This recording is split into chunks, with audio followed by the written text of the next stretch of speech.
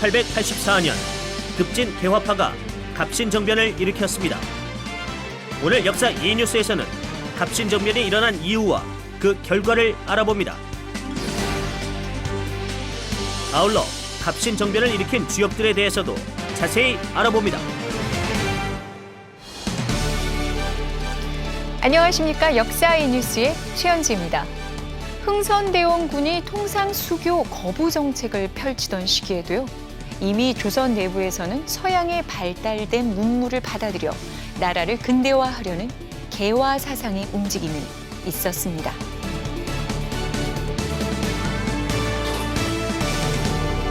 여러 차례 청을 오가며 서구 문물을 접하고 세계 정세에 밝았던 박규수, 오경석, 유홍기 등이 이런 개화 사상의 대표적인 인물들입니다.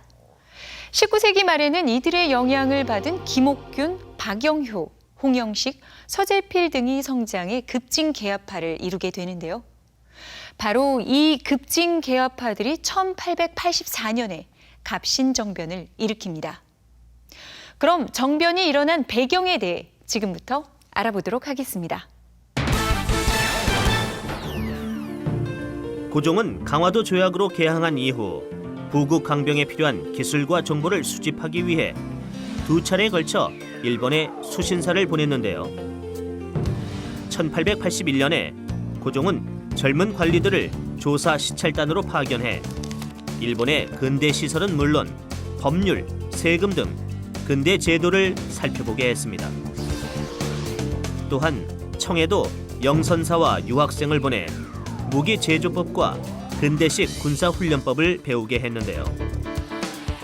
이렇게 개화 정책을 추진하는 과정에서 조선은 최초의 근대식 통치기구인 통리기무하문을 설치하고 별기군이라고 하는 신식 군대를 설립하기도 했습니다. 특히 80명의 별기군은 일본인 교관에게 근대식 훈련을 받고 월급도 많이 받는 등 좋은 대우를 받았습니다. 그러나 구식 군인들은 1년이 넘도록 월급을 못 받고 있을 정도로 차별받고 있었는데요. 그러던 중 밀린 월급 중 한 달치를 쌀로 받게 됩니다. 쌀이 반, 우레와 겨가 반. 이걸 어떻게 먹으란 거야? 별기군은 좋은 옷에 월급도 더 주면서 왜 차별하는 거야? 불만이 쌓일 대로 쌓인 구식 군인들이 마침내 들고 일어나 별기군을 만든 민겸호와 별기군의 일본인 교관을 살해하고 일본 공사관을 공격합니다.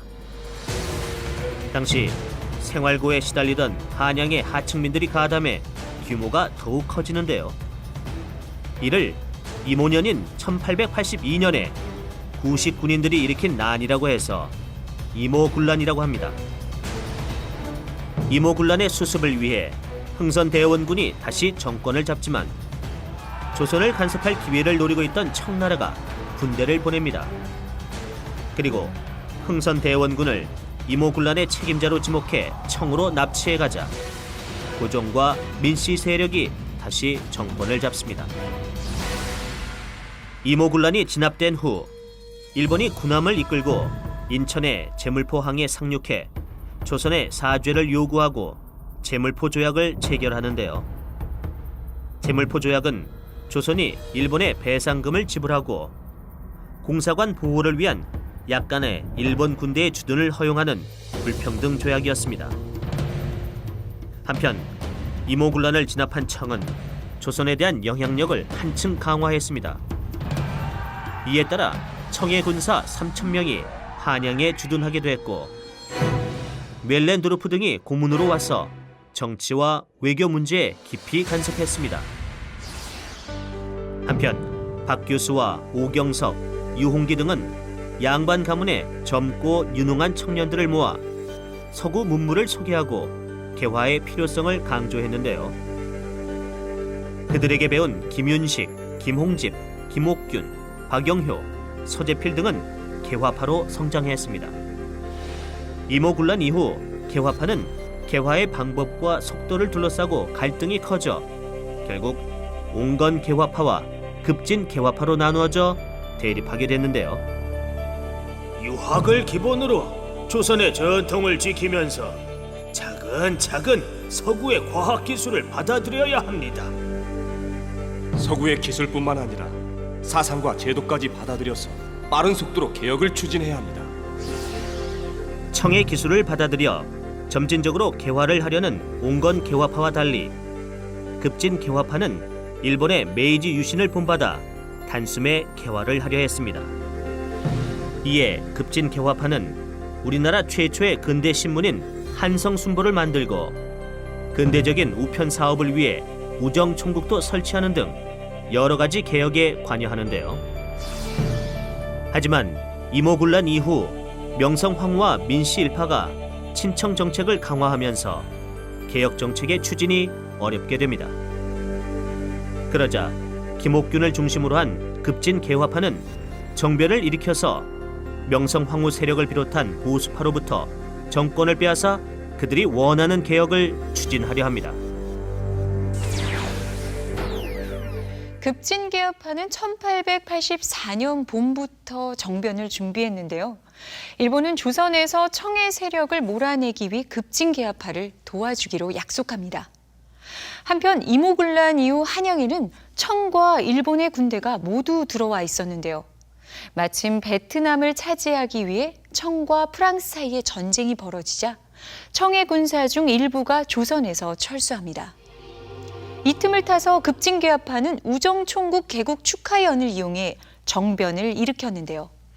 그럼 지금 갑신정변의 현장으로 함께 가보겠습니다. 1884년 12월 4일 우정총국이 처음 문을 열었는데요. 그날 밤 우정총국에선 개국을 축하하는 파티가 열려 조선의 높은 관리들과 각국의 외교관들이 참석해 했습니다. 파티가 한창 무르익었을 때 우정국 바깥에서 불길이 치솟았습니다. 이 소리에 놀라서 밖으로 뛰어나오던 민영익이 문 밖에서 미리 기다리고 있던 급진 개화파의 칼에 맞아 쓰러졌는데요. 이렇게 급진 개화파는 우정국 개국 파티에 온 조선의 고위 관리들을 제거한 후 고종과 명성황후가 있는 창덕궁으로 갑니다. 급진 개화파의 주역들은 고종에게 청나라 군사들이 쳐들어왔다고 거짓 보고를 했는데요. 그때 궁에서 허드렛 일을 하는 궁녀인 고대수가 폭탄을 터뜨렸습니다. 이 소리에 놀란 고종은 급진 개화파의 뜻대로 창덕궁 서쪽에 있는 경우궁으로 거처를 옮겼는데요. 창덕궁보다 규모가 작아 방어하기 쉬운 경우궁에 도착하자 약속대로 일본군 200여 명이 경우궁을 에워쌌습니다. 급진 개화파는 그 다음 날 새로운 정부를 구성하고 14개 조의 개혁안을 발표했는데요.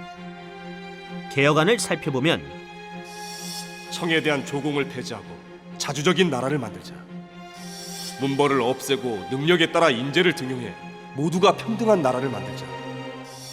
탐관오리를 처벌하고 백성들을 위한 정치를 펴자. 임금이 혼자 나란 일을 정하지 않고 관리와 함께 결정하도록 해서 내각 중심의 정치를 실시하자. 고 했습니다. 이렇게 급진 개화파는 만민이 평등하고 자주적인 나라를 만들려고 했는데요. 하지만 1,500명에 이르는 청 군사들이 들이닥치자 일본군은 바로 철수합니다. 김옥균, 박영효, 서재필 등 정변의 주역들은 일본 공사관으로 도망쳤다가 얼마 후 일본으로 망명합니다. 하지만 조선에 남은 홍영식과 박영효의 형인 박영교 등 나머지 급진 개화파는 반역죄로 처형되는데요. 청의 반격으로 실패한 이 정변을 갑신년인 1884년에 일어났다고 해서 갑신정변이라고 부릅니다. 급진 개화파가 사흘 동안 정권을 잡았다고 해서 3일 천하라고도 하는데요. 갑신정변을 진압한 청은 조선의 정치에 더욱 간섭하게 됩니다. 또한 조선의 자주적인 개혁을 방해하는 청과 일본의 세력 다툼으로 백성들은 더욱 살기 힘들게 됩니다. 갑신정변은 일본의 힘을 빌려 정권을 잡으려 했고 또 백성들의 지지를 받지 못했기 때문에 결국 실패로 끝이 납니다. 하지만 근대 국가를 건설하려고 한 최초의 개혁운동이었는데요. 급진개혁파가 제시한 개혁안을 보면 모든 사람들이 풍요롭게 사는 자주국가를 만들고자 한 그들의 고민을 엿볼 수 있습니다. 정변을 일으킬 당시 김옥균, 박영효, 서광범, 서재필 등의 평균 나이는 26. 모두 당대의 파워 엘리트들이었는데요. 그럼 지금부터 갑신정변의 주역들에 대해 알아보겠습니다. 급진 개화파를 이끌었던 김옥균은 20을 간 넘은 어린 나이에 과거에 급제해 벼슬길에 올랐습니다. 이후 개혁의 선구자인 박 교수의 사랑방을 드나들면서 박 교수와 역관 오경석 등에게 개혁 사상을 배우고 박영효, 서재필 등을 만나 같은 꿈을 꾸게 되는데요. 김옥균은 수신사와 조사 시찰단의 일행으로 일본에 다녀온 후에 일본을 배워 조선을 개혁할 것을 결심합니다. 1884년 갑신정변을 일으켜 새 내각의 호조 참판을 맡았지만 청의 개입으로 정변이 실패하자 일본으로 망명하는데요. 1894년에 김옥균은 청의 최고 실력자 이홍장을 만나러 상하이에 갑니다. 한중일 세 나라가 힘을 합쳐 서구의 침입에 맞서자는 주장을 펼칠 생각이었는데요. 이홍장을 만나기 하루 전날 명성황후 세력이 보낸 홍정우의 총에 맞아 목숨을 잃고 맙니다. 갑신정변의 또 다른 주역인 박영효는 박 교수의 추천으로 철종의 사위가 되었는데요. 이후 형인 박영교를 따라 개혁의 선구자인 박 교수의 사랑방을 드나들면서 개화파의 일원이 됩니다. 1882년엔 일본의 수신사로 가서 머물던 숙소에 태극기를 걸기도 했는데요. 하지만 갑신정변 이후 역적으로 몰리자 일본으로 망명해서 야마자키라는 일본 이름으로 개명한 후 그곳에서 공부합니다. 이후 다시 조선에 돌아와 갑오 개혁을 추진하고 일제강점기 시절엔 후작의 자귀를 받는 등 일본의 통치에 협조하기도 했습니다. 갑신정변의 주역들 가운데 가장 나이가 어렸던 서재필은 1883년에 일본에 가서 육군학교에 입학해 군사훈련을 받았는데요. 갑신정변을 일으킬 당시 사관생도들을 지휘해서 고종을 호위하는 일을 맡았습니다. 정변이 실패하자 서재필은 일본을 거쳐 1885년에 미국으로 망명한 후 의사가 되었는데요. 갑오개혁 이후 잠시 조선에 돌아와 독립신문을 펴내고 독립협회를 조직하는 등 민중을 일깨우는 데 힘썼습니다. 조선을 개혁하려는 이상은 같았지만 갑신정변이 실패한 후 정변의 주역들은 뿔뿔이 흩어져 다양한 삶을 살게 됩니다. 그 이후 그들이 어떻게 살았든 갑신정변 당시 그들이 품었던 개혁의 의지는 조선의 근대화의 소중한 밑거름이 되었습니다.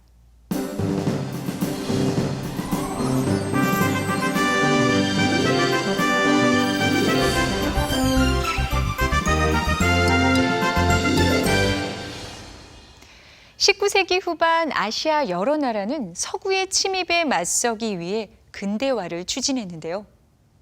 그 당시 청나라는 어땠는지 오늘 나라방 뉴스에서 알아보겠습니다. 19세기 말 청에서는 양모운동이 일어났습니다. 중국의 전통과 제도를 바탕으로 서구의 선진 기술을 받아들이고 산업을 일으키는 근대화 운동이었는데요. 이를 위해 근대적 무기 제조 공장과 조선소 등을 세웠고 석탄을 운반하기 위해 철도도 놓았습니다.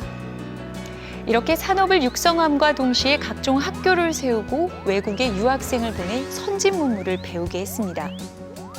하지만 양모운동은 근본적인 제도의 개혁 없이 서구의 기술만을 도입하려는 방식으로 진행돼 큰 성과를 거두지는 못했습니다. 한편 1894년 조선의 지배권을 둘러싸고 청일전쟁이 일어났는데요. 양국의 근대화 운동이 양무운동과 메이지 유신의 성공 여부를 판단하는 싸움이기도 했던 이 전쟁에서 청이 일본에게 패하자 양무운동은 결정적으로 그 한계점이 드러났습니다. 더군다나 청일전쟁 이후 청은 서구 여러 나라와 일본 제국주의의 세력 다툼의 장이 되는데요. 이에 캉유에이를 비롯한 지식인들이 위로부터의 정치개혁을 주장하며 일본의 메이지 유신처럼 서구의 문물은 물론 제도까지 수용해 부국강병을 달성하자는 변법 자강운동을 일으킵니다. 당시 청의 황제인 광서제는 캉유에이의 의견을 받아들여 과거 제도를 고치고 친위군을 만드는 등 개혁을 시도합니다. 하지만 서태후를 비롯한 보수 세력의 반대로 변법 자강운동은 100여일 만에 끝이 났습니다. 네, 오늘은 조선 말 근대 시민국가 건설을 목표로 당대의 파워 엘리트들이 일으킨 갑신정변에 대해 알아봤는데요. 갑신정변은 위로부터의 개혁이었기에 실패했다는 평가도 있지만 평등하고 자주적인 나라를 만들려는 갑신정변의 정신은 이후 갑오개혁과 독립협회의 활동으로 이어졌습니다. 오늘 역사 이뉴스 여기서 마치겠습니다. 감사합니다.